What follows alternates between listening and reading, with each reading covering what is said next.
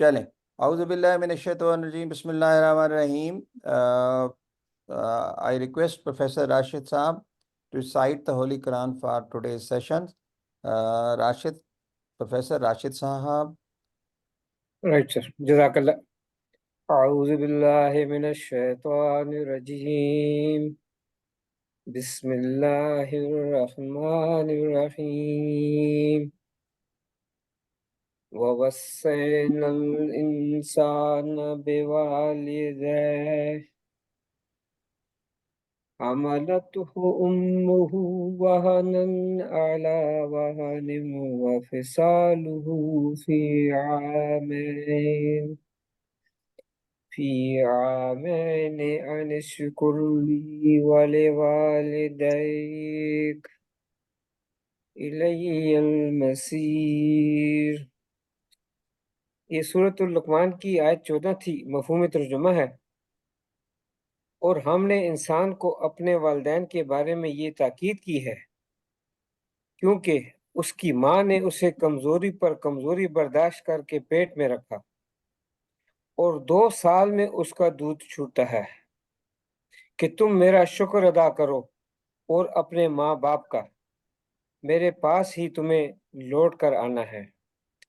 तो ये हमारे जो मुकर्रर नईम ज़फ़र साहब, मुझे यकीन है कि ये माँ की दूध की अहमियत पे ज़रूर बोलेंगे, जो कि प्रिवेंशन ऑफ स्टंटिंग में इसका एक बहुत बड़ा अहम किरदार है। सदक़ल्लाहुल अज़ीम। Thank you so much, Professor Rashid Saab, for recitation of the Holy Quran. First of all, we apologize for the inconvenience of there was a issue in the connection of the Zoom. Anyhow, we are sorry for the delay of the 10 minutes. Today's topic is very important because in last month, I and Dr. Vajia, we went to a webinar and where Dr. Naeem Zafar presented this topic, and this topic was so beautiful that we requested Dr. Naeem Zafar to present as a webinar. Dr. Naeem Zafar is the president of Pehchan, Protection and Help of the Children Against the Abuse and Neglected. He is also president of Pakistan Pediatric Association, Punjab, and a very excellent person, very nice person, and almost my colleague of my 98 batch, almost my class fellow. Dr. Naeem Zafar, over to you. बहुत बहुत शुक्रिया. I am extremely Azim Hussain and Dr. Vajia, especially the Women Medical Association of Pakistan and also the Pakistan Medical Association, उन्होंने ये मुझे मौका दे रहे हैं आज अपनी लाजमी है कि हम जिस तरह अभी डॉक्टर साहब ने कहा वहाँ के बगैर पहले Please, other people are requested to mute. अगर तो होस्ट हैं तो सर मैंने म्यूट कर दिया सबको. अच्छा, होस्ट सबको म्यूट कर दें. मुझे हो सकता है चैट का इस्तेमाल करना हो, मुझे बहुत ज्यादा You can do, sir. You can do. Dr. Sahiba Naqvi is also there. She is professor of pediatric professor. We'll also request her at the end for her comments. And all other pediatric specialists are here. Thank you. Ji sir, continue sir. जी, तो हम बात कर रहे थे कि बच्चों में कौन सा ऐसा क्रिटिकल पीरियड है जहां पे कि हमें सबसे ज्यादा तवज्जो देनी चाहिए स्टंटिंग के दौरान.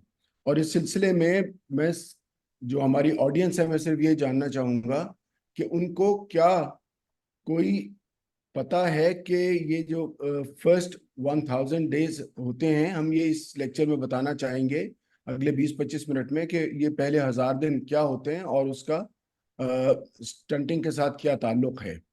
और फिर बताएंगे कि इसमें क्या स्टंटिंग को रोकने के लिए हम क्या कर सकते हैं. और आखिर में मैं थोड़ा सा एक इनिशिएटिव जो पहचान ले रही है उसके बारे में बताऊंगा.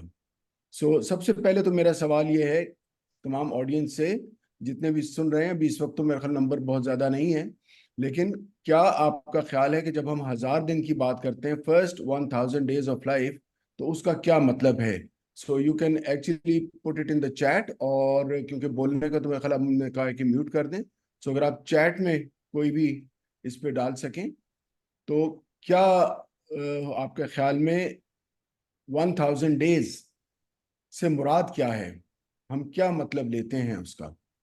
डॉक्टर नईम जफर, जो मेरा जहन काम करता है कि इस 1000 दिन के अंदर ही इसकी नशो नुमा कंप्लीट होना होती है, और ख़ास तौर पे ब्रेन की और उसकी जो ग्रोथ की, अगर इस 1000 दिन के अंदर हम इसकी नशो नुमा और न्यूट्रिशन को, बच्चे की हम केयर नहीं करेंगे, तो वो फार एवर के लिए उसको प्रॉब्लम होंगे। एक बात जो मुझे याद रही पिछले लेक्चर में आपके, कि इन्हीं दिनों में जो आपकी जो ग्रोथ होती है वो ऑलमोस्ट 50% हो जाती है, जिसको बाद में आपका कैलकुलेट करते हैं। शायद मैंने आपका लेक्चर सुना था, उसमें से मैं आपको जवाब दे रहा हूँ। Thank you. Thank you very much. मेरे पास चैट में भी 2-3 चीज़ें आ गई हैं, और उसमें शफक ने और डॉक्टर वजिया ने बड़ा क्लियरली उसकी डेफिनेशन जो है वो हाईलाइट की है कि ये पीरियड वो होता है जब बच्चा कंसीव होता है और उससे लेके और पहले 2 साल जब वो मुकम्मल करता है, जिसका मतलब ये हुआ कि 270 दिन पैदाइश से पहले और 2 सालों के 365 और 365 दिन मिला के 1000 दिन बनते हैं। So this is not an exact 1000 days, but क्योंकि इसका एक स्लोगन भी देना था और क्योंकि ये एक प्रोग्राम हम बहुत ही इंपॉर्टेंट बात करते हैं, तो WHO ने खास तौर पे इनिशियली जब ये शुरू किया 1000 डेज का स्लोगन, तो उन्होंने न्यूट्रिशन के हवाले से किया था, और उन्होंने कहा था कि बच्चों की खुराक इस दौरान इंतहाई इंपॉर्टेंट है, क्योंकि लो बर्थ वेट बेबीज बचाने हैं और फिर उसके बाद मैल न्यूट्रिशन बचानी है। ये बाद में चीजें जाहिर होती चली गई कि उसके साथ और क्या क्या मसाइल आ रहे हैं। तो जो सबसे बड़ा उसके बाद मसला पता लगा वो लगा कि यहाँ पे तो स्टंटिंग भी बहुत ज्यादा है, और आप हैरान होंगे कि स्टंटिंग, अगर आप याद करें कि ये आजकल टर्म बहुत ज्यादा इस्तेमाल हो रही है, तो ये कोई बताएंगे कि ये स्टंटिंग होती क्या है, असल में इसकी डेफिनेशन क्या है।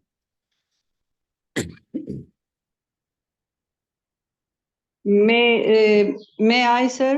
Khadija here. जी जी, अस्सलाम वालेकुम एवरीवन। स्टंटिंग से मुराद बच्चे का अपने एज के हिसाब से उसका डेवलपमेंटल ट्रैक पे नहीं होना, और इसमें न सिर्फ उसका कद उसके एज के हिसाब से कम रहता है, बल्कि इंटेलेक्चुअली कॉग्निटिवली भी बच्चा बिलो रहता है, बिलो एवरेज रहता है।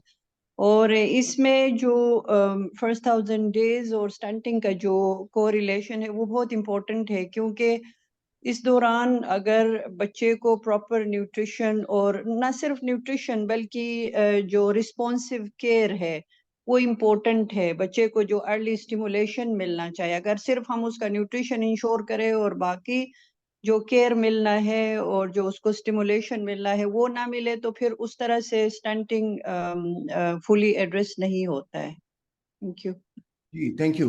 तो मैं फिर शफक की बात करता हूं, जहां पे कि इन्होंने इसको मेंशन करने की कोशिश की, लो हाइट फॉर एज। सो ये, क्योंकि जब हम बात करते हैं डेफिनेशंस की, तो हमें बहुत स्ट्रिक्ट डेफिनेशंस पे कंट्रोल लेना पड़ता है। ये आगे फिर जो खदीजा ने बात की या प्रोफेसर मुलाजिम ने बात की है, वो उसकी आगे इम्प्लीकेशंस हैं कि उससे होता क्या है। सो बाय डेफिनेशन जब हम लेते हैं स्टंटिंग, तो स्टंटिंग का मतलब है कि अगर उसका कद WHO की जो कद उसका होना चाहिए उससे 2 स्टैंडर्ड डेविएशन नीचे हो, तो उसको स्टंटिंग मानेंगे। क्योंकि हमें कोई यार्ड स्टिक तो लेनी पड़ती है ना, कि हम स्टंटिंग कहाँ पे नापेंगे। सो स्टंटिंग नापने की यार्ड स्टिक है कि जो WHO के चाइल्ड ग्रोथ स्टैंडर्ड चार्ट्स हैं उसके मीडियन से 2 स्टैंडर्ड डेविएशन अगर वो नीचे होती है, तो उसको फिर हम स्टंटिंग कहेंगे। और ये बात बिल्कुल बजा है कि स्टंटिंग का मतलब इम्पेयर्ड ग्रोथ एंड डेवलपमेंट है। लेकिन इसमें जो जो इम्पोर्टेंट चीज दूसरी आ जाती है वो ये कि स्टंटिंग होगी क्यों। स्टंटिंग कद सिर्फ कम ऐसे ही नहीं हो जाता, बच्चे को किसी ना किसी वजह से बहुत देर तक उसकी खुराक की कमी का शिकार होंगे। अब मैं वापस जा रहा हूं आज से 40 साल पहले, जब हमारी उस्तादा प्रोफेसर फहमीदा जलील हमें सिखाया करती थी डेफिनेशंस ऑफ मेल न्यूट्रिशन। तो वो बताती थी कि मेल न्यूट्रिशन का मतलब ये है कि जो बच्चे की खुराक की कमी और उसमें उसका वजन 2 स्टैंडर्ड डेविएशन से नीचे हो, तो उसको वेट फॉर एज अगर कम होगा तो उसको हम कहेंगे कि मेल न्यूट्रिशन है। अब जो अंडर न्यूट्रिशन की है, इसकी जो वाटरलू क्लासिफिकेशन है वो ये कहती है कि अगर ये अंडर वेट बहुत देर तक चले, अगर थोड़ी देर के लिए अगर कद अच्छा नॉर्मल है, इसका मतलब ये हम लेंगे कि ये जो खुराक की कमी है ये वक्ती है, बीमारी की वजह से है, फैमिन की वजह से है, खुराक ना देने की वजह से है, या किसी भी और वजह से है, लेकिन ये इसका दौरानिया कम है। और अगर उसके साथ साथ कद भी कम होना शुरू हो जाए तो इसका मतलब ये लिया जाएगा कि ये जो खुराक की कमी है बच्चे में, ये थोड़े अरसे के लिए नहीं है, ये कई महीनों पे मुहित है और हो सकता है कि कई सालों पे मुहित हो। सो ये स्टंटिंग की इंपॉर्टेंस बाय डेफिनेशन ये आ जाती है कि ये एक ऐसी तकलीफ है बच्चे को जहां उसकी खुराक की कमी चंद दिन या चंद हफ्ते के लिए नहीं, बल्कि कुछ महीने या पूरे 2 साल या पूरे 1000 दिन उसको खुराक की कमी रहती है। और फिर उसके अपने नुकसानात होते हैं, जिसके बारे में ये पूरा का पूरा लेक्चर उसी बारे में है। सो अब ये जिस तरह इन्होंने कहा कि ये स्टंटिंग जो है ये पहले 1000 दिन के साथ बहुत इम्पोर्टेंट है, तो उसके लिए मैं प्रोफेसर मुलाजिम हुसैन साहब की बात की तरफ जाऊंगा, जो उन्होंने बताया कि मीडियन हाइट बच्चे की 50% अचीव हो जाती है पहले 2 साल में। इस टेबल को अगर आप गौर से देखें तो इसमें पहली जो रो है वो बताती है कि जो बच्चे का वजन है वो अडल्ट के हवाले से 17% है, which is normal, which is acceptable, which everybody realises कि बच्चा छोटा सा होता है, लो भाई उसको थोड़ा सा दे। इसका एक दूसरा मरहला लेकिन दूसरी तरफ आ जाता है, जब माएँ बच्चों को बहुत जबरदस्ती ठूस ठूस के खिला रही होती है, तो हम उसे कहते हैं कि इसका चूजे जैसा पेट है, तुम क्यों इसको भर भर के खिलाने की कोशिश कर रही हो। लेकिन जो दूसरा हिस्सा बड़ा इंपॉर्टेंट है वो है 50% of the weight gain, height gain. 50% of the height gain का मतलब ये हुआ कि आपके पास अगर 2 साल का बच्चा आता है या आपका बच्चा 2 साल का है, तो आप प्रिडिक्ट कर सकते हैं कि इस बच्चे की अल्टीमेट हाइट क्या होगी। सो अब इसका एक दूसरा मतलब ये है कि आपने एक तरफ 2 साल के बाद 18 साल तक 16 साल में वो कद खींचना है जो आपने पहले 1000 दिन में खींच लिया। 1000 दिन का कद एक तरफ और 16 साल का कद एक तरफ। इसमें कितनी मुश्किलात आएंगी, कितने मसाइल आएंगे, वो 16 साल में आप संभाल सकेंगे या नहीं संभाल सकेंगे, वो एक अलग बहस है। लेकिन जब हम पहले 2 साल और 9 महीने की बात करेंगे तो बहुत जरूरी है कि इसका एक एक दिन क्रिटिकल है, एक एक वक्त क्रिटिकल है, क्योंकि जितना हम यहाँ टाइम लूज करेंगे हमारे लिए बाद में उसको बराबर करना मुश्किल हो जाएगा। मैं मुलाजिम साहब की बात में थोड़ा ऐड करता जाऊं, इन्होंने कहा कि वो नामुमकिन है, नामुमकिन नहीं होता, लेकिन कोई भी इंसल्ट जो इस उम्र पे आती है, क्योंकि वो बहुत ज्यादा क्रिटिकल पीरियड को हिट करती है, तो उसकी रिपेयर बहुत मुश्किल हो जाती है। अगर खास तौर पे स्टंटिंग 2 इंच या उससे ज्यादा हो जाए तो फिर वो मुकम्मल कवर करना वाकई नामुमकिन हो जाता है। थोड़ी बहुत स्टंटिंग कवर हो जाती है। एक और जो चीज यहाँ पे इंपॉर्टेंट उससे भी ज्यादा आ जाती है वो है हमारा जो आखिरी रो है। आखिरी रो में अगर आप देखें तो अगेन ये बच्चे के सर का साइज है। जो हम बच्चे का सर का साइज नापते हैं वो 85% बन चुका होता है।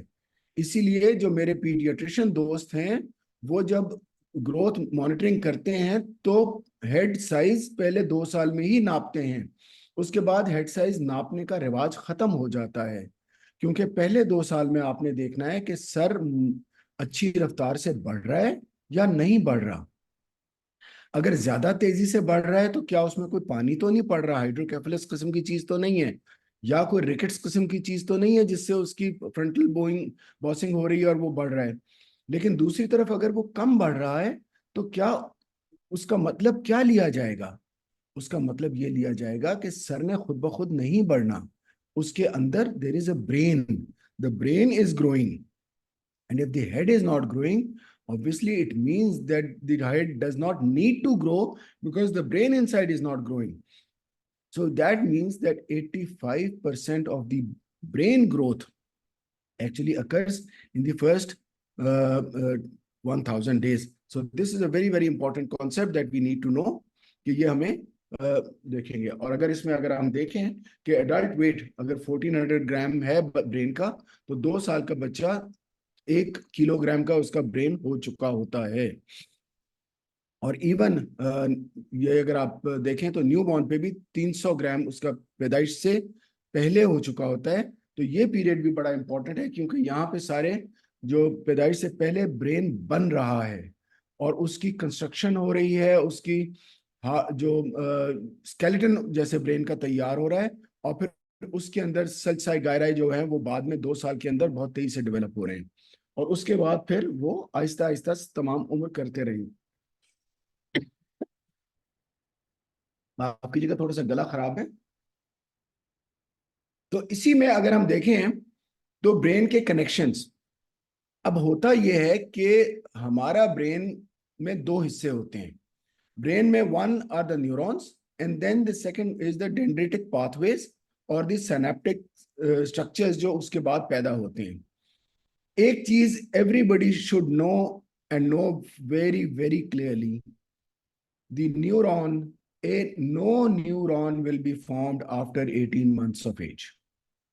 So ब्रेन में अगर कोई इंसल्ट उससे पहले आ गई, कोई और न्यूरॉन उसका काम उठा लेगा, नया न्यूरॉन अब नहीं बनेगा 18 महीने के बाद। Most of the neurons are developed by birth, but some keep on developing during the first 18 months. उसके बाद जितनी भी ब्रेन की ग्रोथ है वो ग्लाया मैटर से, और वो साथ जो आती है वो डेंड्रिटिक कनेक्शंस से। और ये जो हम ब्रेन के अंदर ग्लाया मैटर या इसकी बात करते हैं, ये एक्चुअली इंसुलेटर्स होते हैं जो कि रोकते हैं इस एनर्जी की मूवमेंट को, ताकि वो कहीं स्पिल ओवर ना करे और आपस में शॉर्ट सर्किटिंग ना करे। तो ये जो हमारे राइट साइड पे अगर आप देखें 2 साल की ब्रेन में सबसे ज्यादा कनेक्शन होते हैं। मेरे पास वो स्लाइड मैं इस वक्त शो नहीं कर रहा हूं, लेकिन हमारे जो डेवलपमेंटल पीडियाट्रिशियन वाले हैं वो बड़ी क्लियरली बात करते हैं कि इस पीरियड के बाद जो नए ब्रेन कनेक्शंस बनना बंद हो जाते हैं या कम हो जाते हैं, प्रूनिंग ज्यादा होती है। प्रूनिंग का मतलब है कि जो बन गए वो बनते चले जाएंगे, इस वक्त तक सब बन रहे हैं। इस वक्त ब्रेन स्पॉन्ज की तरह है, जो कुछ उसके डालते जाओ वो पानी इकट्ठा करती जाएगी। उसके बाद वो प्लास्टिक होना शुरू हो जाती है, और जो चीज इस्तेमाल हो रही है वो वहां पे कनेक्शन जारी रहेंगे, जो इस्तेमाल नहीं हो रही है वो कनेक्शन खत्म होते चले जाएंगे। इसीलिए आपको बचपन की बातें याद नहीं रहती, गैर जरूरी बातें याद नहीं रहती। ये एक इम्पॉर्टेंट तरीका है इंसान के दिमाग को काबू रखने का। होते अंदर है सब कुछ मौजूद, लेकिन वो निकलता नहीं है। Anyway, that's not the topic for today, let's move on. So अब जो हमारा मसला आ जाता है वो है कि क्या चीज है जो इसको रोक सकती है।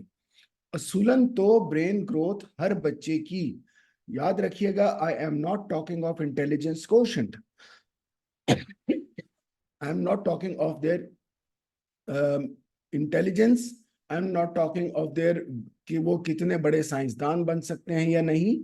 मैं सिर्फ ये बात कर रहा हूं कि हर इंसान में वो 100% पोटेंशियल है कि उसका दिमाग पूरी तरह ग्रो कर जाए। अब वो पूरी तरह ग्रो करता है और उसका आईक्यू क्या होता है वो बहुत ज्यादा डिपेंड करता है कि पहले 2 सालों में उसके दिमाग के साथ क्या किया गया है।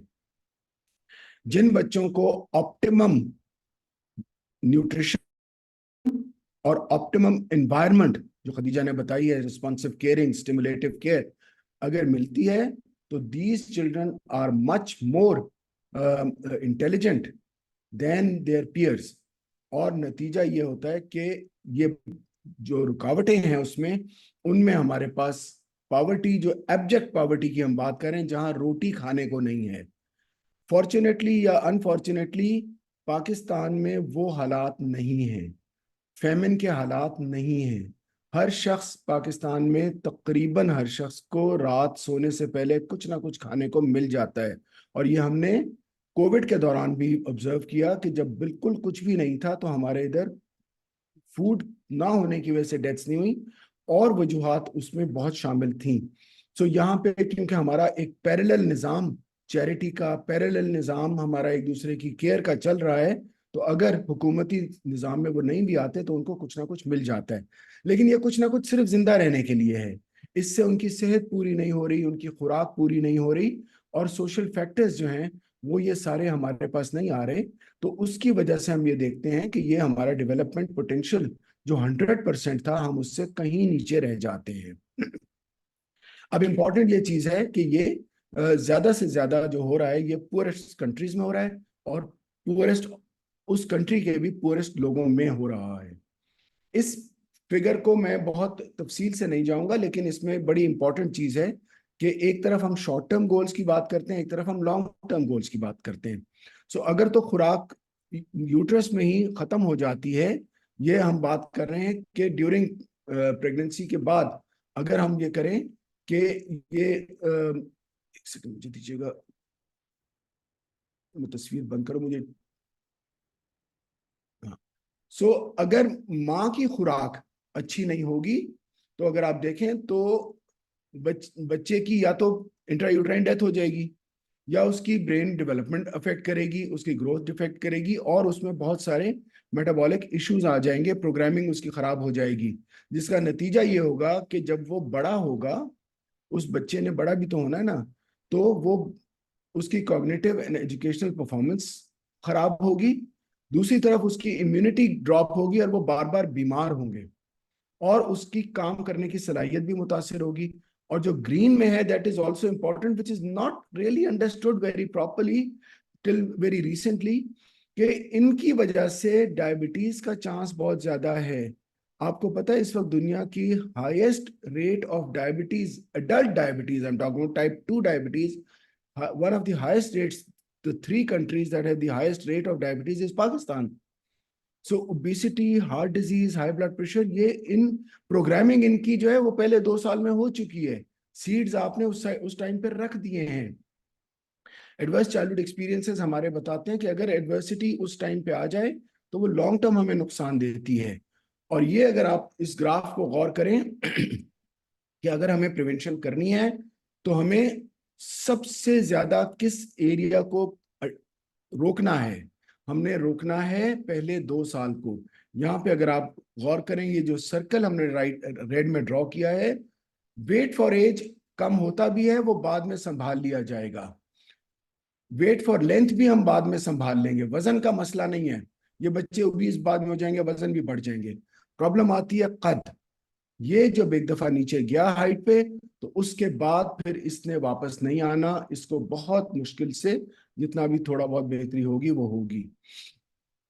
और ये एक तस्वीर है जिसमें कि बड़ा क्लियरली मेंशन्ड है कि निगलेक्टेड ब्रेन और नॉर्मल ब्रेन में कितना फर्क है। अब ये बताने के बाद मेरा नहीं ख्याल कि मुझे ये बताने की जरूरत है कि पहले 2 साल और 9 महीने, पहले 1000 दिन के अंदर अगर स्टंटिंग हो जाए तो वो कितनी इंपॉर्टेंट है। सो अब हम बात करते हैं पॉजिटिव्स की, कि अब हम उसको कैसे हैंडल करेंगे और उसके लिए हमें क्या करना है।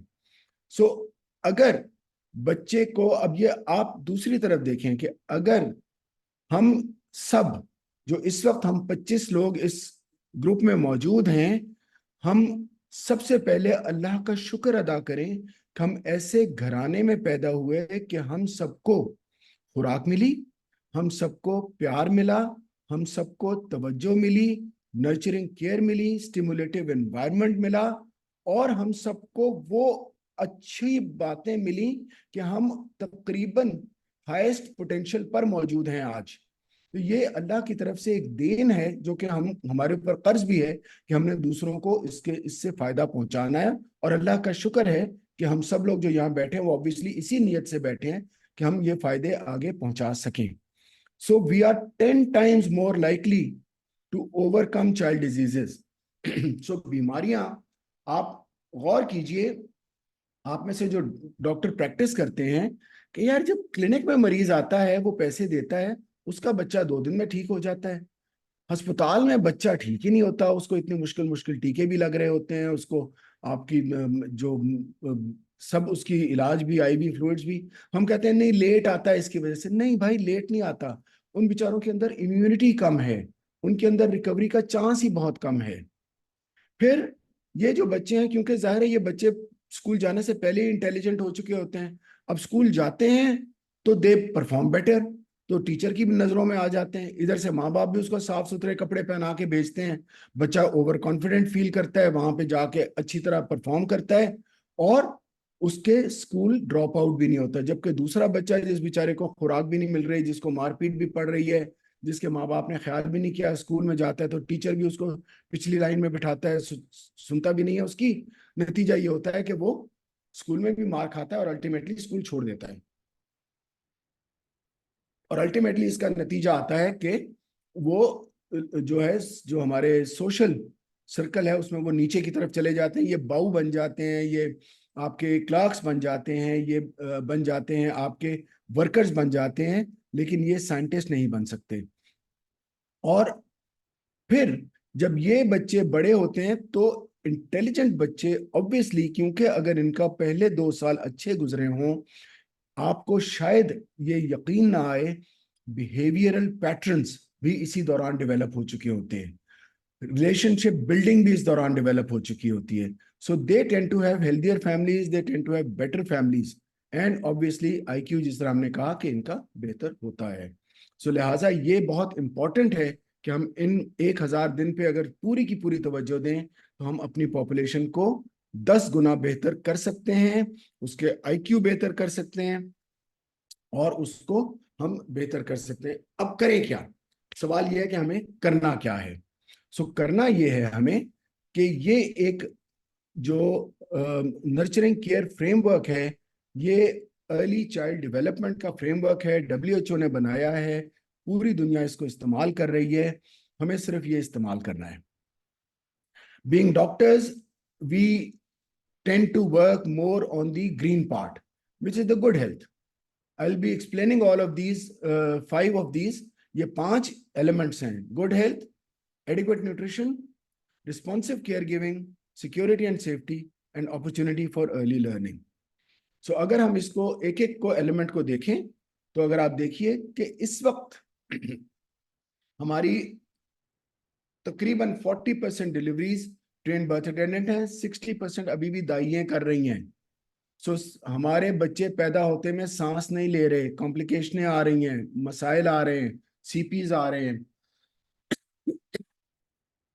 हमारे इधर औरतें अभी भी बहुत ज्यादा उनकी डेथ हो रही है।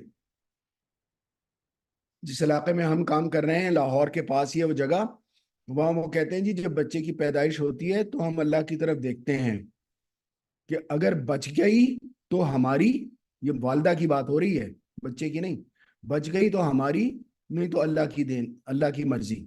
इसी तरह बच्चा बच गया तो अल्लाह की मर्जी, नहीं बचा तो उसकी मर्जी। सो यही वजह है कि हम अपनी बहुत मेहनत कर रहे हैं आजकल। Government is working a lot on under 5 mortality, it's working a lot on infant mortality, but new born mortality को हमारी डेंट नहीं पड़ा। जो मेरे पीडियाट्रिशियन दोस्त हैं वो जानते हैं, और खासतौर पे मुलाजिम साहब मैं आपको बताऊं, जब आप और मैं पढ़ रहे थे तो उस वक्त neonatal mortality 44 per 1000 birth थी, आज 39 है। We haven't been able to do anything over the last 35-40 years. So हमारे पास एक और जो है कि टॉयलेट्स भी नहीं है और क्लीन वाटर भी नहीं है। सो ये मैं आगे बताऊंगा कि इसकी कितनी शदीद जरूरत है, क्योंकि अभी वर्ल्ड बैंक ये बात कर रही है, ये अभी हमारी परसों एक मीटिंग हुई है, वर्ल्ड बैंक ने गवर्नमेंट ऑफ पाकिस्तान को ये कहा है, हुजूर वाला बाकी मुल्कों ने स्टंटिंग दूर करी, उनके बाकी चीजें एक ही थी सिवाय इसके कि उनकी कम्युनिटीज में वाटर एंड सैनिटेशन बेहतर थी। तो आपका पानी खराब है, आपकी सैनिटेशन फैसिलिटीज नहीं है, रिपीटेड इन्फेक्शन की वजह से इंटेस्टाइनल बैक्टीरिया और फ्लोरा ऐसा है कि इम्यूनिटी बिल्ड नहीं हो रही और ग्रोथ नहीं हो रही। तो ये एक बहुत बड़ा फैक्टर है स्टंटिंग के अंदर। इसको हम लोग बीइंग डॉक्टर्स हाईलाइट नहीं करते, लेकिन water and sanitation is an extremely important community health intervention जो कि हमें करनी चाहिए। सेहत के लिए हम बात करेंगे कि हमें एक अच्छी एंटीनेटल केयर चाहिए। इस बारे में किसी को कोई शुबा नहीं है। Everybody is talking about it. Good antenatal care, regular health follow-ups and maternal vaccinations. Government भी इस पे बहुत तवज्जो दे रही है, everybody is doing it, but unfortunately ये भी अभी तक बहुत जगह पे पूरा नहीं हो रहा। Yesterday we were discussing and I was told by my colleague जो maternal and child की expert है, she says कि माँ को प्रेगनेंसी के दौरान 10 विजिट्स एंटीनेटल चाहिए होते हैं। हमने कहा 10 तो वो कभी करेगी ही नहीं। उनका नहीं, 10 विजिट्स का ये मतलब नहीं है कि उसने 10 विजिट्स करनी है। 10 विजिट का मतलब ये है कि 4 दफा वो सेंटर आए और 6 दफा कम्युनिटी हेल्थ वर्कर उसके घर जाए। अनफॉर्चुनेटली हमारे इधर ये वाला कॉन्सेप्ट नहीं है, या ना होने के बराबर है। हमारी कम्युनिटी हेल्थ वर्कर्स थी, वो प्रोग्राम पिछले दिनों तो बिल्कुल ही शेल्फ हो रहा था, बड़ी मुश्किल से वो बचा है, लेकिन डेफिनेटली वो परफॉर्म नहीं कर रहा।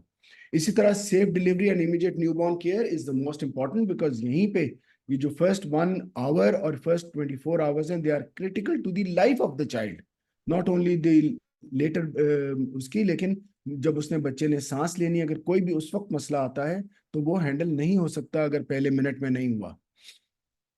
एंड देन ऑब्वियसली जो जो चीज कोई भी शख्स समझता सब है, करता कोई नहीं है, initiation of breast feeding in the first 1 our.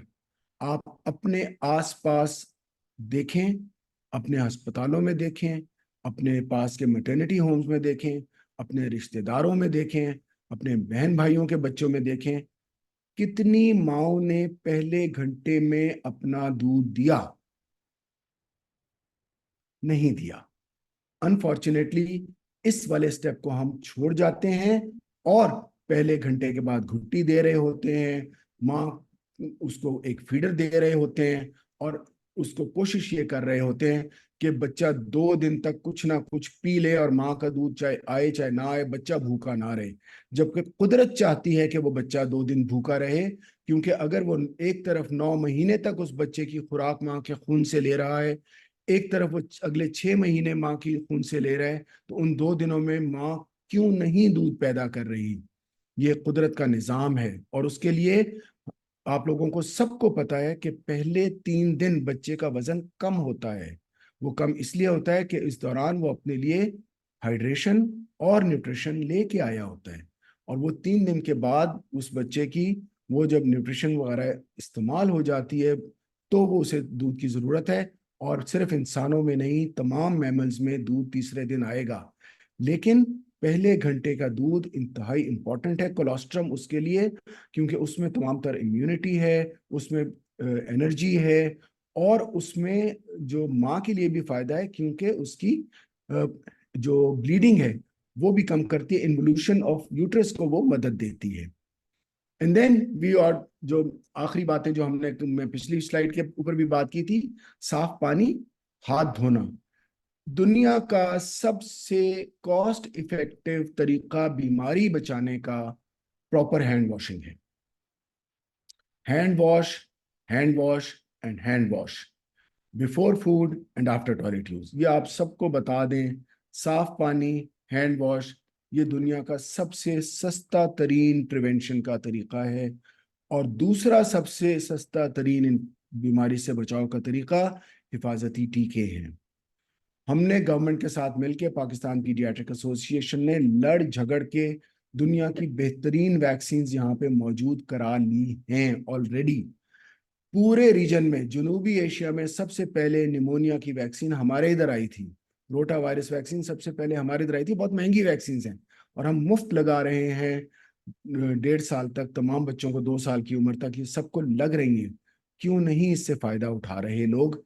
आज भी इम्यूनाइजेशन की कवरेज पंजाब में शायद थोड़ी बेहतर है, लेकिन बाकी सूबों में बहुत बुरी है, और पंजाब में भी कुछ बहुत इलाके हैं जहाँ पे ये बहुत अच्छी नहीं।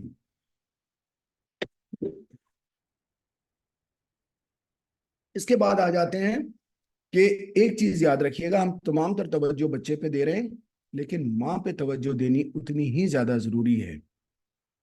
जिस तरह धरती माँ अगर धरती माँ में पानी नहीं है, धरती माँ को अगर आपने उसको नहीं दिए कोई वो जो फर्टिलाइजर्स नहीं डाले, अगर टाइम पे उसकी गोडी नहीं की, अगर आपने कुछ किए नहीं किया तो पौधे नहीं निकलते।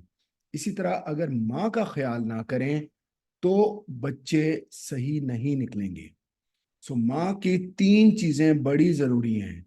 सबसे पहली है उसकी बैलेंस्ड हेल्दी डाइट, खुराक, जो बच्चे बच्चे माँ को पैदाइश से पहले, इवन अडोलेसेंट्स, इवन शादी से पहले मिलनी शुरू हो जानी चाहिए, जो हम नहीं करते। इसमें फॉलिक एसिड का खास तौर पे जिक्र है क्योंकि न्यूरल ट्यूब डिफेक्ट्स हैं।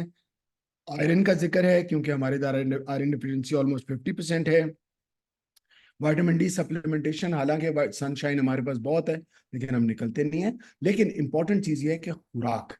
And then the second part is कि उनकी सेहत, और तीसरी चीज है उनकी मेंटल हेल्थ। सो उनको जेंडर बेस्ड वायलेंस से बचाना, मारपीट से बचाना, डांट डपट से बचाना, प्रेगनेंसी और उससे पहले टेंशन से बचाना बड़ा इंपॉर्टेंट है सेहत के लिए।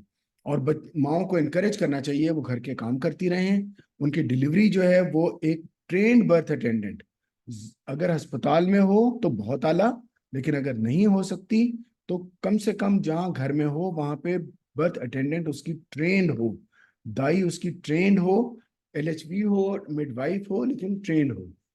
और फिर याद रखिएगा कि during lactation the mother still needs lot of stores of vitamin D, calcium and iron, जो उसे मिलते रहने चाहिए।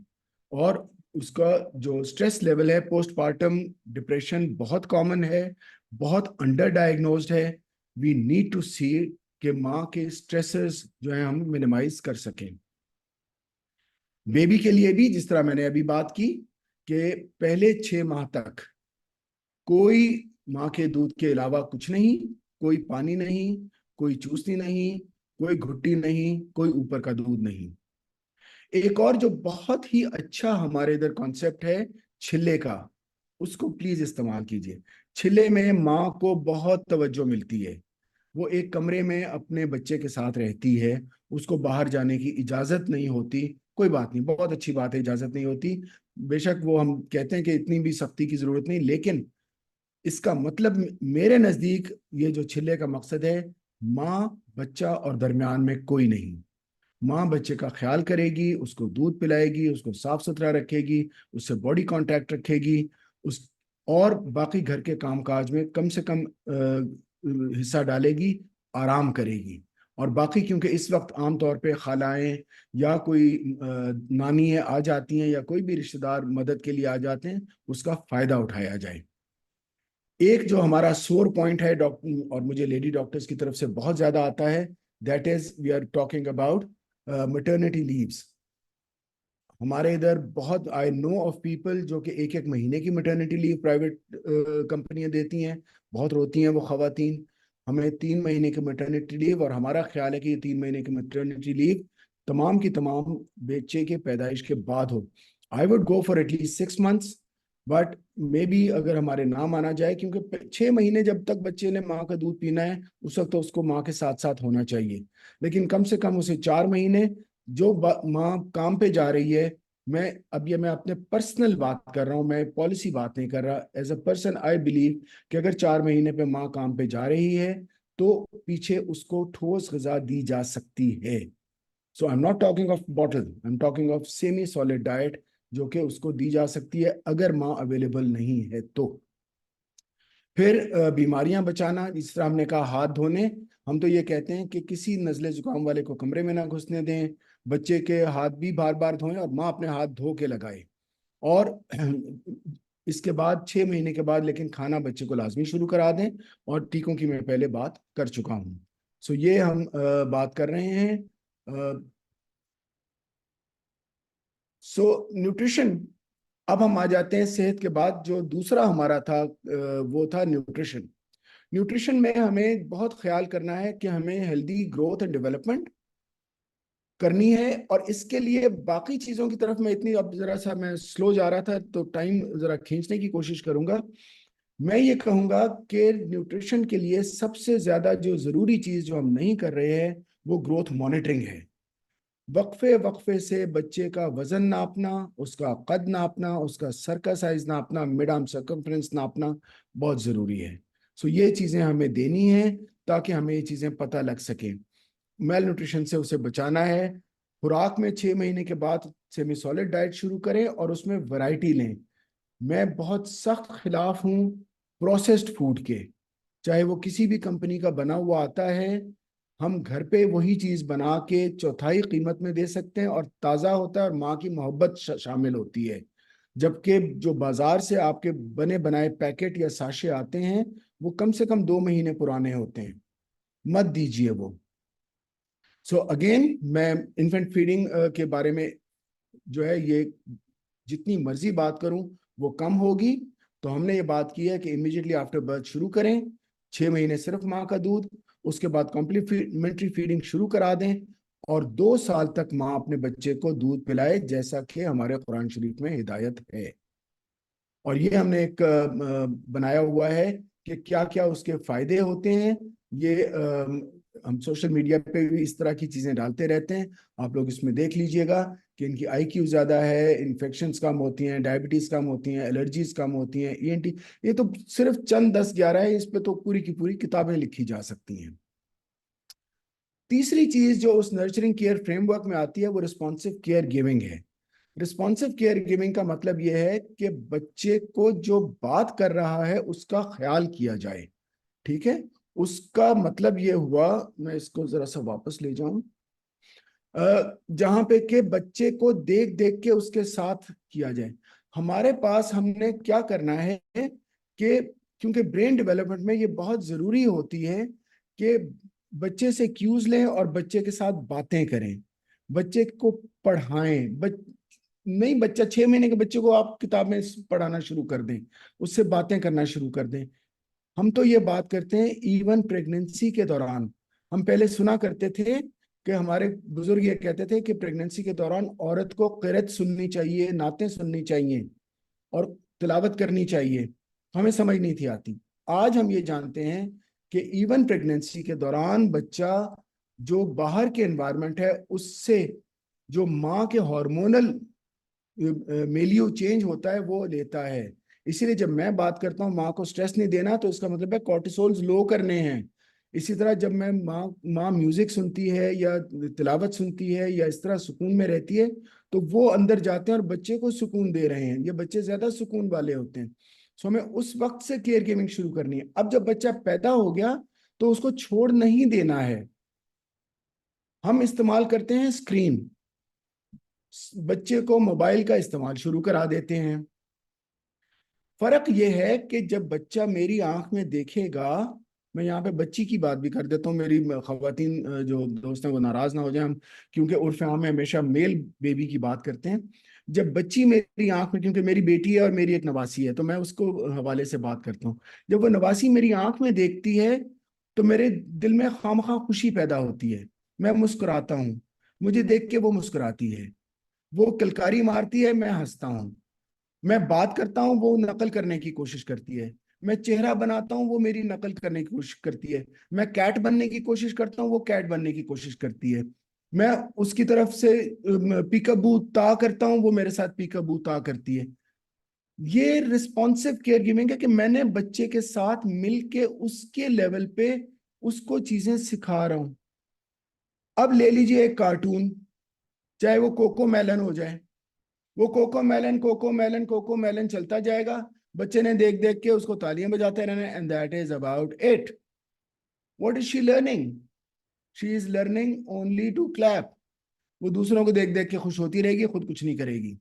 सो ये positive health and development. Please मैं बार बार कहूंगा कि मोबाइल का इस्तेमाल, स्क्रीन का इस्तेमाल पहले 18 महीने में 0 और उसके बाद भी 1 घंटे से ज्यादा नहीं होना चाहिए। Responsive care giving is extremely important for our children. इसी के साथ जो चौथा एलिमेंट है that is security and safety.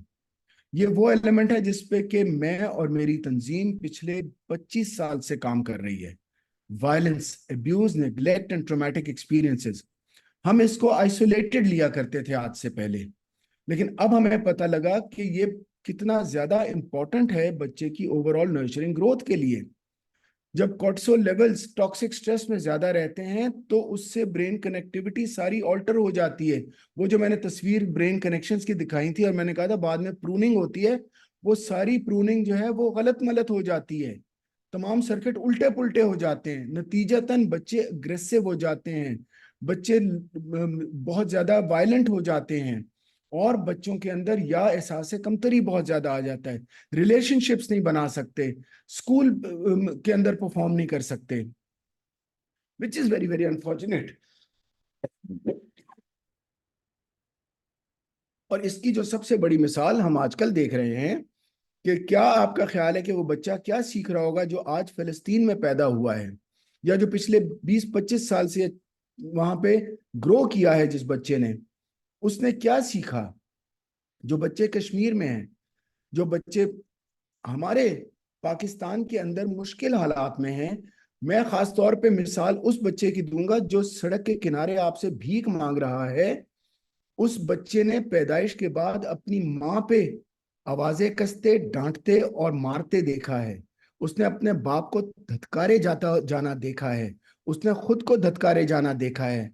आपका क्या ख्याल है कि उसकी सेल्फ एस्टीम क्या होगी, उसकी लर्निंग कैपेबिलिटी क्या होगी, वो दुनिया को किस नजरिए से देखता है, उसके नजदीक दुनिया की क्या अहमियत होगी, उसके नजदीक उसकी अपनी अहमियत क्या होगी? So these are all very very important areas that we need to concern. And then finally we need to know opportunities for early learning. हमें बच्चे को ये नहीं इंतजार करना कि वो 5 साल का होगा तो हमने स्कूल डालना है। हमने ये भी नहीं करना कि उसको 3 साल में प्राइवेट स्कूल में आपने डाल देना है। नहीं, हमारी लर्निंग, जिस तरह मैंने अभी थोड़ी देर पहले बात की, बच्चे की लर्निंग माँ के पेट से शुरू हो जाती है। और जैसे ही बच्चे पैदा होते हैं, जो माँ कर रही है, जो माँ बाप कर रहे हैं, वही हमारी बच्चियां सीख रही हैं, हमारे बच्चे सीख रहे हैं। जो कहते हैं माँ की गोद सबसे बड़ा इल्म का गहवारा है। सो जो घर में माहौल देख रहे हैं, हमें उनको अपॉर्चुनिटीज देनी है सीखने की।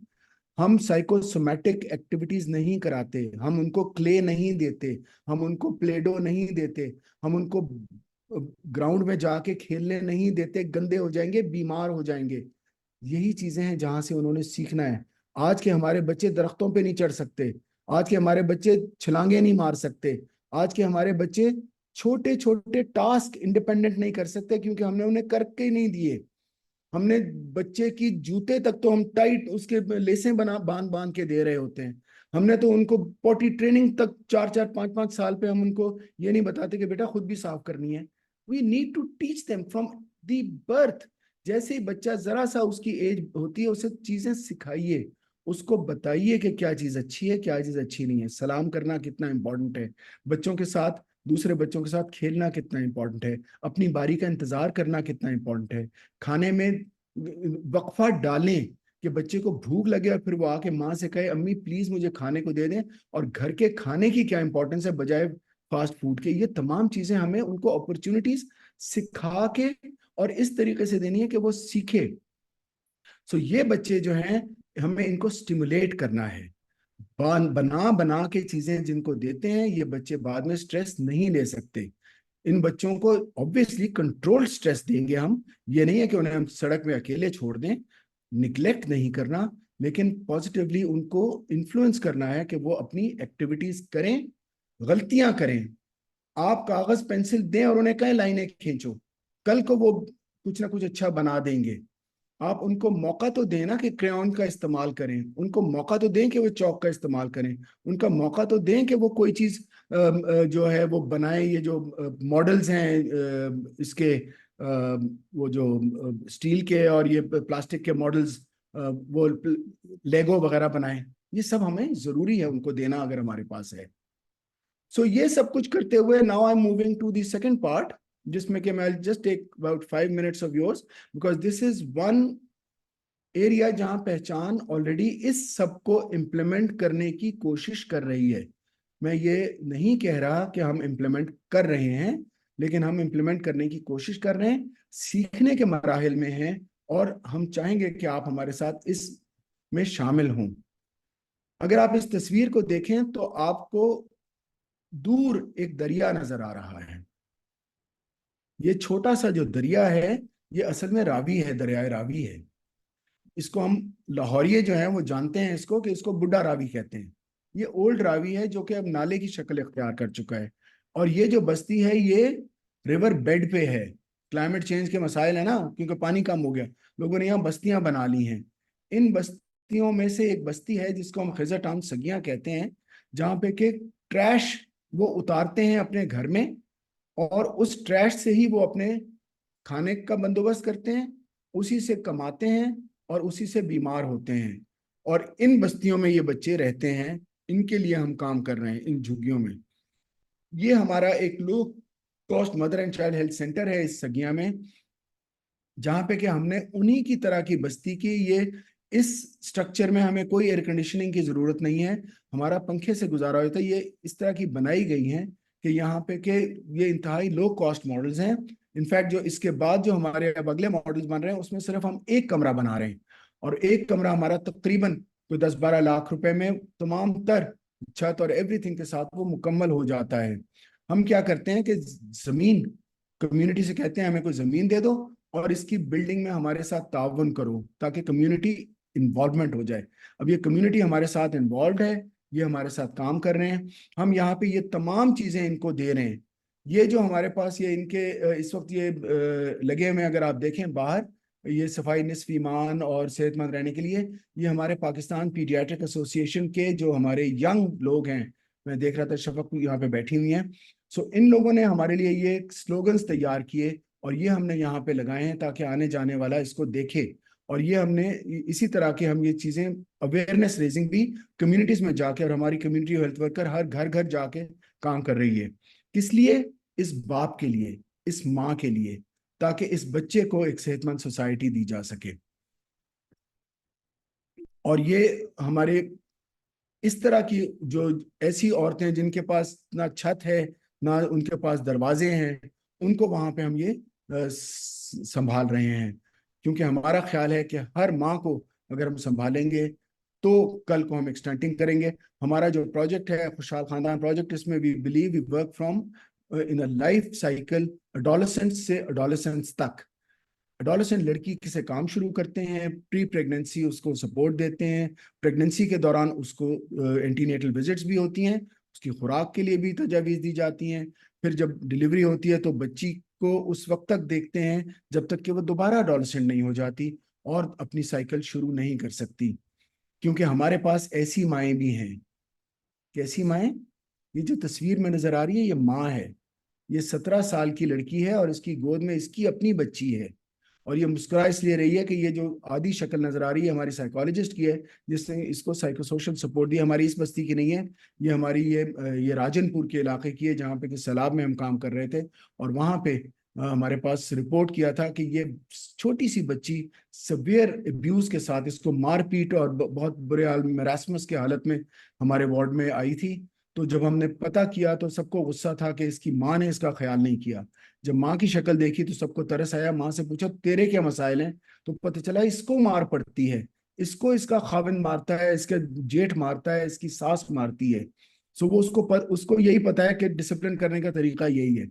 सो हमने इन लोगों पे काम करना है, इन लोगों के लिए हम काम करते हैं, ताकि हम इस तरह के सेहतमंद, वेल नरिश्ड, वेल नर्चर्ड बच्चे आए जो कि हमारे एसेट बने इस नेशन के लिए। और आप हैरान होंगे कि एक विजिट की total cost, it's a very low cost model, 350 रुपए। 350 रुपए में ना सिर्फ दवाई है, ना सिर्फ उधर के जो लेडी हेल्थ विजिटर और डॉक्टर जो सुपरवाइज कर रहे हैं उनकी सैलरीज हैं, यूटिलिटी बिल्स हैं, उसकी मेंटेनेंस है, बल्कि इसकी कम्युनिकेशन, इसकी जो मॉनिटरिंग, इसकी जो पीछे back end office support, everything is included in this 350 rupees. So this is the low cost model that we are talking. This is the model that we are actually trying to envisage कि हम इसको बढ़ाएं। ये हमारी doctor साहिबा एक वहाँ पे खवातीन को लेक्चर दे रही हैं। कम्युनिटी हेल्थ वर्कर जो है वो घरों में जा जाके हेल्थ अवेयरनेस देती है। ये एक बड़ी डिस्टर्बिंग सी तस्वीर एंड पे आ गई है, मैं इसको लाना नहीं चाह रहा था, लेकिन इसमें अगर आप गौर करें तो ये हमने पिछले साल जून में अपना इनिशिएटिव शुरू किया था। अगर आप इस तस्वीर में फ्रंट पे ही देखें तो 19 से लेके 28 तक ये 8 बच्चों की कब्रें हैं। अगर आप देखें एक लंबी कब्र सेकंड रो में, ये लंबी कब्र एडल्ट की है और ये छोटी छोटी 2 कब्रें बच्चों की हैं। इधर भी ये तमाम छोटी कब्रें बच्चों की हैं, मैंने कहीं नहीं इससे ज्यादा देखी। ये जिस बस्ती में हम काम कर रहे हैं, और एक एक तारीख में 1 से ज्यादा बच्चों के इंतकाल हैं। सो ये थी हालत जहाँ पे हम गए हैं, और ये पानी था। अब हम यहाँ पे हमने इनको हम पानी दे रहे हैं, ये पानी पिया करते थे। अब हमने अपना कतरा फंड, ये अपना association of physicians of Pakistani descent in North America, उनके ताउन से हमने यहाँ पे साफ पानी, जो फिल्टर्ड पानी का इंतजाम भी कर दिया, क्योंकि जिस तरह मैंने आपको बताया था कि water and sanitation is an essential part for any community to reduce its stunting. So this is another intervention that we are dealing there. So ये हमारा ख्याल है, and this is what we are aiming to.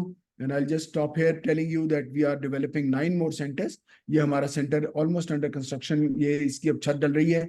ये कोटरा the Kishan में है, कसूर में है, फिर मुजफ्फरगढ़ में है, मुल्तान, कराची और सियालकोट में हम ये चीजें डेवलप कर रहे हैं। हमारा ख्याल है ये इसकी एक कम्युनिटी जाते हैं जहाँ से नीड आती है, उनसे फिर हम कहते हैं कि आप जगह दें, कम्युनिटी उसको बिल्ड करें, जो बिल्ड करने के भी पैसे दे दें। अगर वहाँ पे जो मुखियर हजरात उसके रनिंग की कॉस्ट वो प्रायोरिटी पे आ जाते हैं, लेकिन वरना हम खुद मुखियर हजरात we are almost ending. Thank you so much, Professor Zafar. Dr. Zafar, very nice presentation, sir. Very nice presentation. Thank you so much, sir. Okay. Okay, Dr.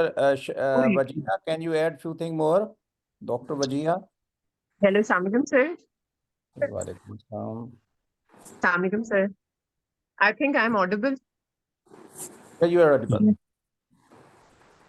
अच्छा sir, first of all thank you मुलाजिम बुखारी साहब। आप एक example हैं sir कि इंसान अगर lead करना चाहे तो वो किसी ऑर्गेनाइजेशन का, किसी इंस्टीट्यूट का मोहताज नहीं होता। मतलब we have seen you since आपने अपने कैरियर के बिगनिंग से ही आप वो एक इंसान है जो अकेले भी इम्पैक्ट ले आते हैं। आप जहां खड़े होते हैं वो आपको खुद अब एक इंस्टीट्यूट की हैसियत हासिल है, and you are one of the people who make me believe that one individual is enough to create a change or impact in this society.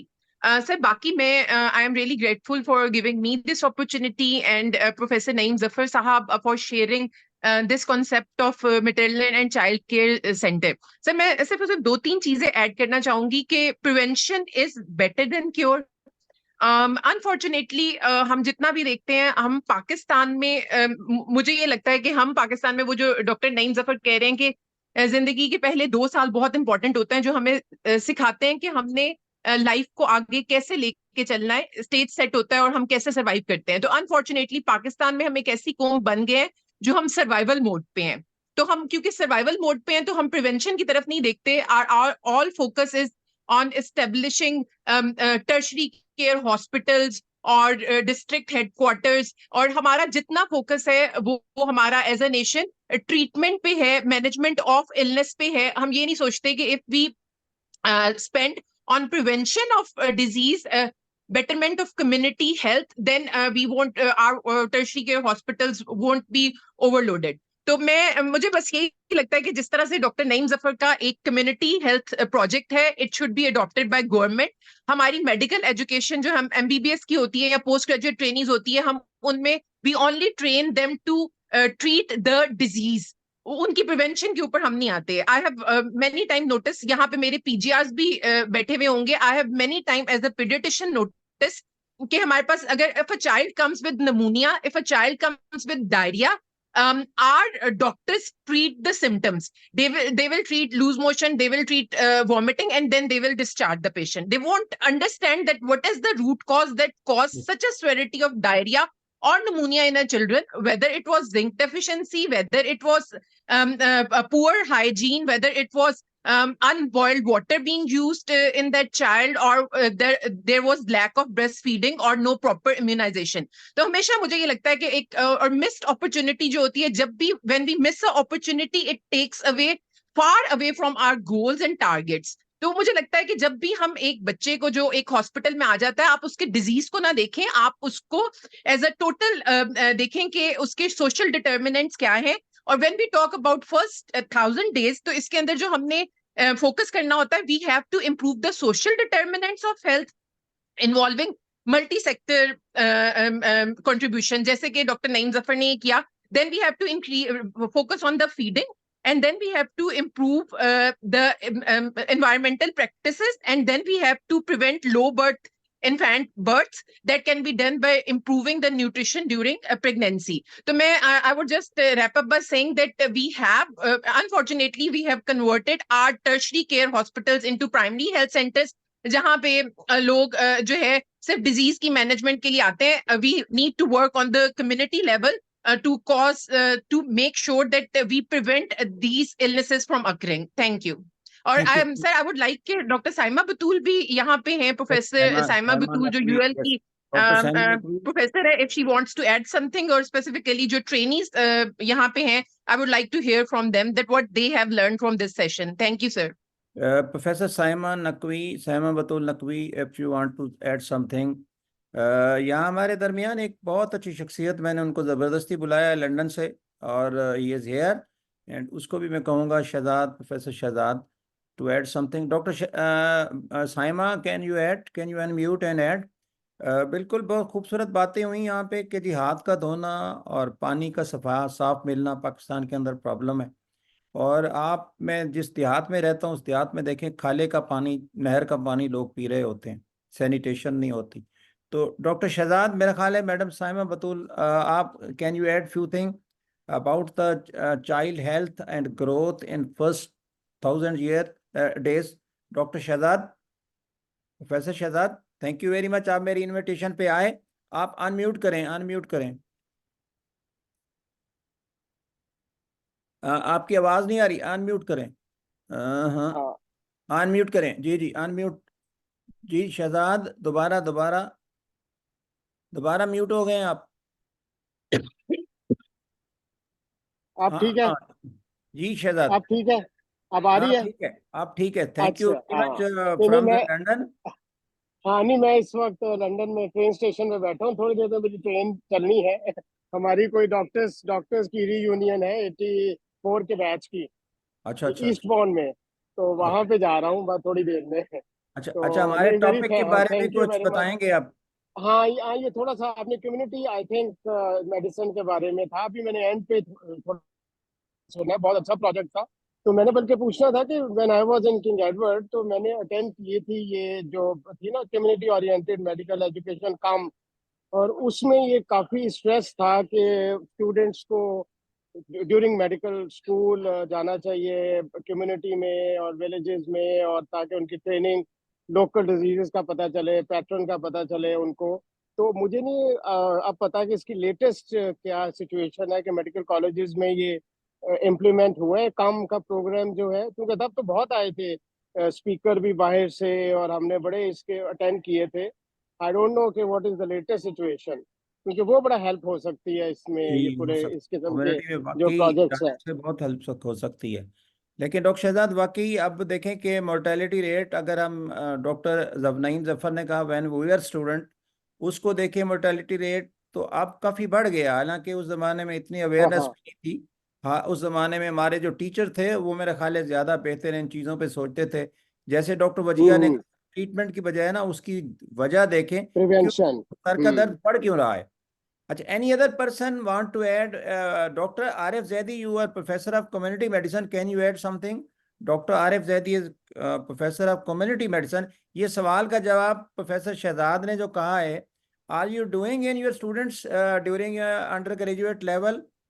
Dr. Shahzad, Arif Zaidi from Bahawalpur, Qaid Azam Medical. Ji sir, अस्सलाम वालेकुम. आवाज आ रही है मेरी? आ रही. मैं sir unmute नहीं करूंगा क्योंकि मैं बड़े रिलैक्सिंग मूड में हूँ. सॉरी, अपना वीडियो नहीं ओपन करूंगा.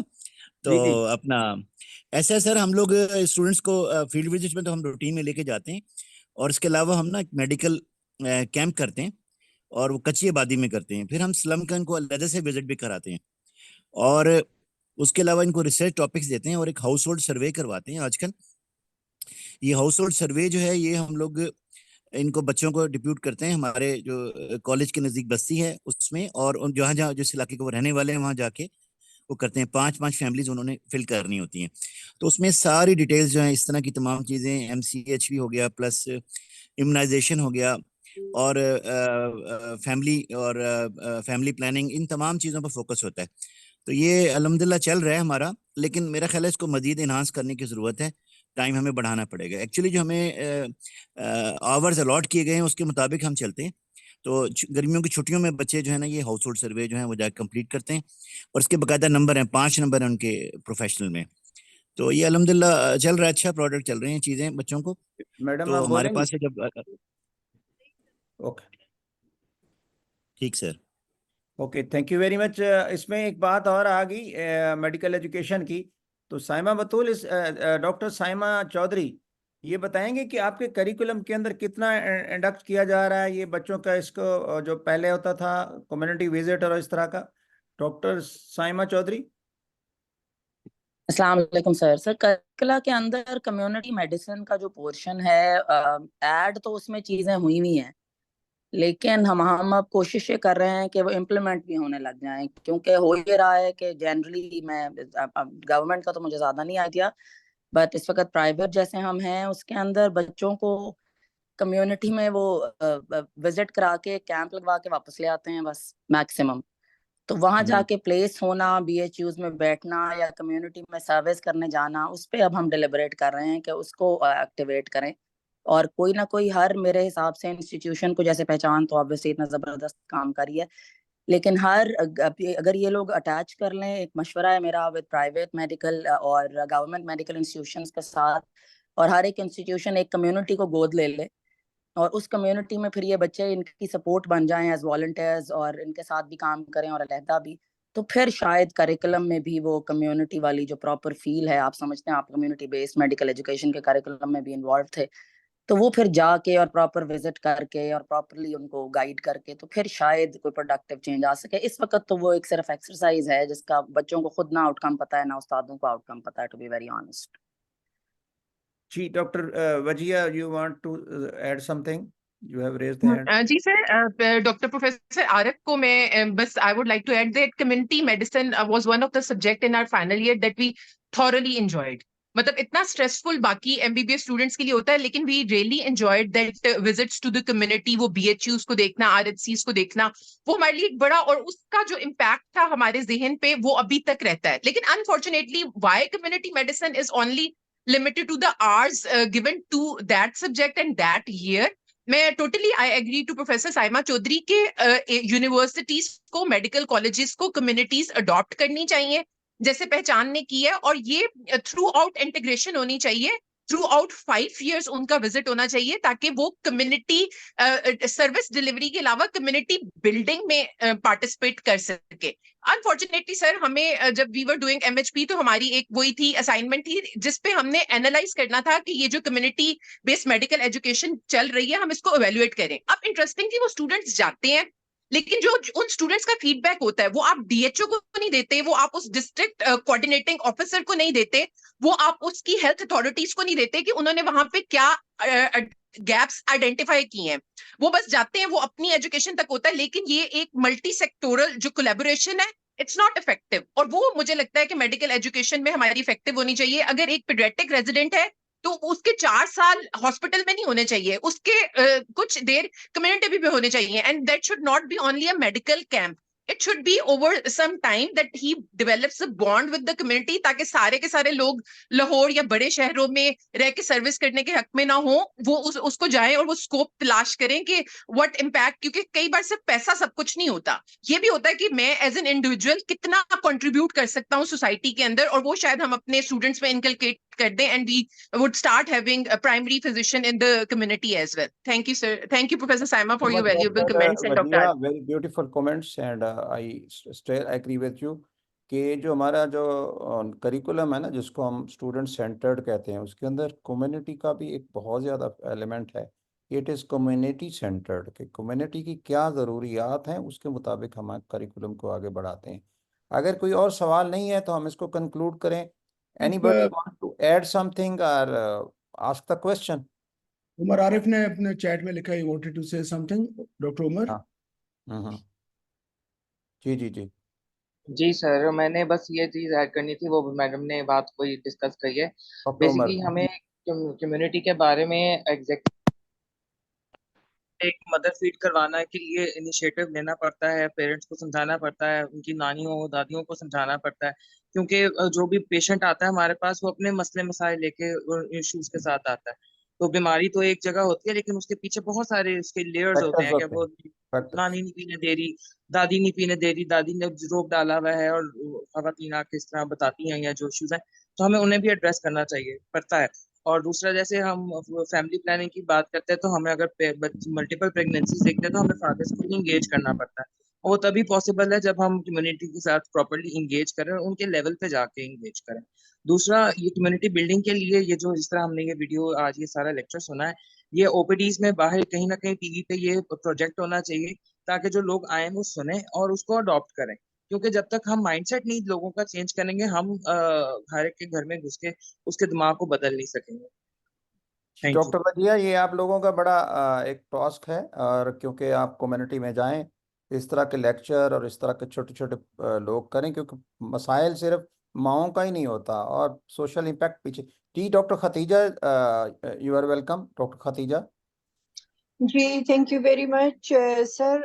मेरा question particularly doctor Naeem Zafar और जो हमारे और वर्दी यहाँ गेस्ट है उनसे है कि जैसे पाकिस्तान में स्टंटिंग 40% प्लस है, यानी ओवरऑल 40% प्लस है, लेकिन इसमें कुछ इलाके ऐसे भी है जैसे बल्तिस्तान है, वहाँ 60% प्लस है, और सिंध और बलूचिस्तान के कुछ इलाकों में अराउंड 53-54 इस तरह है। तो और फिर इसमें आप लोग सारे प्रोफेशनल्स, आप लोगों को पता है कि इसके क्या इम्प्लीकेशंस है बच्चे की बाकी मानदा जिंदगी पे, यानी हम एक बिलो एवरेज नेशन बिल्ड कर रहे हैं। तो इसके लिए as a country, as a nation हमें क्या करना चाहिए? डॉक्टर नीम जफर के जो एफर्ट्स है और जो आप लोग अपनी अपनी जगह कर रहे, जाहिर है अहम स्टेप्स आप ले रहे, लेकिन एज अ नेशन हमें क्या करने की जरूरत है कि हम इस मसले से निकल सके? अदरवाइज अगर इतने स्टंटेड बच्चों के साथ हम अपनी कौम की तामीर कर रहे, तो मेरे ख्याल में हमारा मुस्तकबिल कोई ज्यादा रोशन नहीं है। Thank you. जी डॉक्टर जफर, नईम जफर अच्छा। सवाल है। हाँ, नहीं, मैं भी ऐड करूंगा इसमें। जी जी। हाँ, कि ये एक्चुअली जो है ये गवर्नमेंट की प्रायोरिटीज का मामला है, ये इंडिविजुअल्स की नहीं है। ये तो नेशनल वाइड एक कंपेन की जरूरत है और अवेयरनेस की जरूरत है, और उनको प्रोविजन ऑफ रिसोर्सेज और सारा, तो ये इंडिविजुअल लेवल का काम नहीं है, ये नेशनल प्रायोरिटी होनी चाहिए ये चीज़। और ये बड़ी ज़रूरी है, जैसे इन्होंने कहा है कि हमारी स्टंटेड ग्रोथ जो है वो हम क्या प्रोड्यूस कर रहे हैं नेक्स्ट जनरेशन। और इसमें कहूँगा मैं कि कुछ ऐसी ऑर्गेनाइजेशंस हैं जो कि इसमें हेल्प कर सकती हैं, जो कि बहुत बड़ी हैं। Like Aga Khan foundation is in very remote places. मैं नॉर्दर्न एरिया में भी गया हूँ, हुंजा से लेकर कराची, हर जगह आगा खान है। और अभी मैंने रिसेंट विजिट किया था, बल्कि मेरे दोस्त हैं बहुत ज़्यादा, अमजद साकिब जो है अखवत वाले। तो अभी मैं उनके साथ ही 2-3 हफ्ते पहले उनके पास था, तो उन्होंने मुझे यूनिवर्सिटी भी विजिट करवाई अपनी अखवत जो है, और उन्होंने मुझे बताया कि वो हेल्थ में भी अब आपने आ तस्वीर रहे हैं। अमजद साकिब की शेयर की हैं? हाँ। हाँ बिल्कुल। तो उन्होंने मुझे कहा था कि हम हेल्थ में भी अब आ रहे हैं। अभी तक तो वो ज्यादा माइक्रो फाइनेंसिंग और एजुकेशन में थे, लेकिन उनका नेक्स्ट स्टेप था कि वो कह रहे थे कि we are coming into health, और वो उनके एग्जैक्टली यही एरियाज हैं जिनको वो टारगेट करना चाह रहे हैं, कि जो अंडर प्रिविलेज्ड है, रिमोट है, और उन लोगों को वो they want to uplift. So I think इन लोगों के साथ अगर कोलैबोरेशन हो और प्लस गवर्नमेंट का इनिशिएटिव हो, तो ये चीजें केटर हो सकती। जी जी जी डॉक्टर नईम जफर। देखिए, बात यह है कि बहुत सारे काम अगर हुकूमत कर रही होती तो शायद नॉन प्रॉफिट्स की जरूरत नहीं थी। बात यह है कि हमें मॉडल्स क्रिएट करके उनको दिखाने हैं। और जो आप बात कर रहे हैं, छोटी बड़ी ऑर्गेनाइजेशंस नहीं होती, ये छोटी बड़ी हिम्मत होती है। हमारे पास इस वक्त जिस फोरम पे हम बैठे हैं, ये पाकिस्तान मेडिकल एसोसिएशन का फोरम कोई छोटा फोरम नहीं है। पाकिस्तान पीडियाट्रिक एसोसिएशन मुल्क के हर कोने में मौजूद है। हमें सिर्फ अपनी प्रायोरिटीज दुरुस्त करनी है। अगर हम बहुत टर्शरी केयर सेंटर्स बनाने की बजाय और उनके बीमारियां संभालने की बजाय अगर हम प्राइमरी हेल्थ पे अपने थोड़ा सा इन्वेस्ट कर लें, most important investment is in awareness raising and in capacity building of these communities, so मसाइल वहां हल होना शुरू हो जाएंगे। और जिस तरह मैंने अर्ज की कि these are very very low cost models and they are low hanging fruits. Simple सी बात है, कौन बच्चे को अपने बच्चे को मारना चाहता है? कोई नहीं। हम सिर्फ उनको बता दें कि ये अच्छा क्या है और अच्छा क्या नहीं है, उनको उनके जो मिथ्स हैं वो खत्म कर सकें और उनके दिमाग में अच्छी बातें डाल सकें, तो तब्दीली आनी शुरू हो जाएगी। दूसरी Definitely. बात है कि जब पीएमए और पाकिस्तान पीडियाट्रिक एसोसिएशन मिलके इस चीज पे अगर खड़े हो जाते हैं तो गवर्नमेंट को लाजमी एक्शन लेना पड़ेगा। फिर यही यही तो हम लोगों का दो ही तो रोल है ना। हम एक मॉडल सेट करते हैं और फिर हम विसल ब्लोअर हैं कि भाई काम भी करो। तो ये काम हमें करते रहने चाहिए और मॉडल्स इसीलिए हम क्रिएट कर रहे हैं कि हम ये लो कॉस्ट मॉडल ना सिर्फ बना के चला के और इसकी अफादियत दिखा सकें कि अगर यहाँ पे ऐसा हो सकता है तो बाकी मुल्क में क्यों नहीं हो सकता। Thank you so much, Dr. Naeem Zafar. Really, we should have our own. हमने अपने अंदर एक एसोसिएशन होनी चाहिए और हम खुद एक इंस्टीट्यूशंस हैं, हम जिस लेवल पे हैं, नो डाउट। हमने वेबिनार का सिलसिला भी इसी अवेयरनेस के लिए क्रिएट किया। आज 25, 30, 31 लोग जो रहे इसमें और कुछ ना कुछ मैसेज कन्वे होगा। मैं आखिर में डॉक्टर उमर अली खां, प्रोफेसर उमर अली खां को गुजारिश करूँगा कि आज का सेशन को कंक्लूड करने के लिए। Over to you sir. अस्सलाम वालेकुम वरहमतुल्लाह। डॉक्टर मुलाजिम साहब, थैंक यू वेरी मच। मुझे दरमियान में थोड़ी देर के लिए सिर्फ नमाज के लिए जाना पड़ा। आई मिस थोड़ी सी वो बातें, लेकिन ये बहुत उम्दा जो है माशाल्लाह इन्होंने दिया। और मैं सोच रहा था कि इसका सबसे बड़ा सॉल्यूशन क्या है, वो सिवाय इस्लाम के और कोई सॉल्यूशन नहीं है कि वी ऑल स्टार्ट प्रैक्टिसिंग इस्लाम। क्योंकि ये मुल्क हमने बनाया था ला इलाहा इल्लल्लाह पे, और अगर हम उस पर चले जाएं और कुरान को हम रिमोट बुक ना समझें और इसको प्रैक्टिकल बुक समझ लें, माय बुक समझ लें, तो प्रोबेबली ये जितनी बातें मैं सोच रहा था, देख रहा था, उसके सब के रेजोल्यूशन उसके अंदर दिए हुए हैं। तो मैं तो ये समझता हूँ कि बहुत ही उम्दा एफर्ट है प्रोफेसर साहब की, और ये जो इतनी मेहनत कर रहे हैं, और अल्लाह ताला इन्हें बरकत दे। और ये सब लोग जितना वरिड है इस कौम के लिए, अल्लाह इस फिक्र की वजह से भी इंशाल्लाह ताला इस काम में बरकत डाल देगा इंशाल्लाह ताला।